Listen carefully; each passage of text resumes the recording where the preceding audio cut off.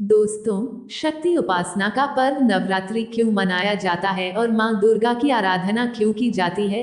इसको लेकर विद्वानों के अपने अपने मत है, लेकिन इस संबंध में दो कथाएं अत्यंत प्रचलित हैं। नवरात्रि की प्रथम कथा। इस कथा के अनुसार लंका युद्ध में विजय प्राप्त करने हेतु ब्रह्मा जी ने श्री राम से रावण वध के लिए चंडी देवी का पूजन कर देवी को प्रसन्न करने को कहा और विधि के अनुसार चंडी पूजन और हवन हेतु दुर्लभ 108 नीलकमल की व्यवस्था भी करा दी। वहीं दूसरी ओर रावण ने भी अमृतत्व प्राप्त करने के लिए चंडी पाठ प्रारंभ कर दिया। यह बात पवन के माध्यम से इंद्रदेव ने श्री राम तक पहुंचवा दी। इधर रावण ने मायावी तरीके से पूजा स्थल पर हवन सामग्री में से एक नीलकमल गायब करा दिया, जिससे श्री राम की पूजा बाधित हो जाए। श्री राम का संकल्प टूटता नजर आया। सभी में इस बात का भय व्याप्त हो गया कि कहीं मां दुर्गा कुपित न हो जाएं।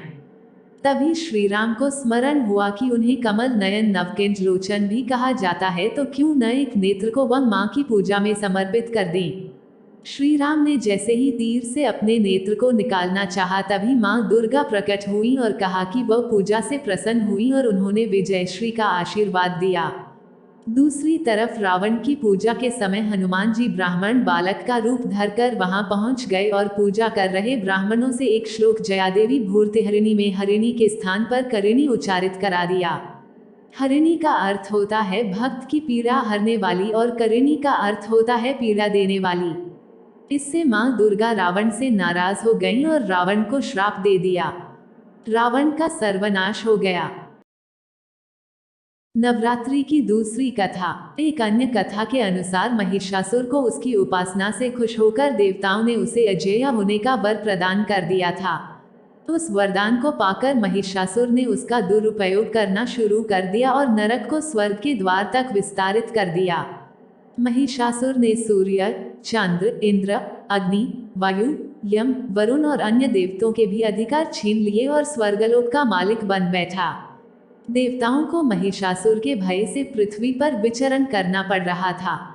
तब महिषासुर के दुस्साहस से क्रोधित होकर देवताओं ने मां दुर्गा की रचना की। महिषासुर का वध करने के लिए देवताओं ने अपने सभी अस्त्र शस्त्र मां दुर्गा को समर्पित कर दिए थे, जिससे वह बलवान हो गईं। 9 दिनों तक उनका महिषासुर से संग्राम चला था और अंत में महिषासुर का वध करके मां दुर्गा महिषासुर मर्दिनी कहलाईं।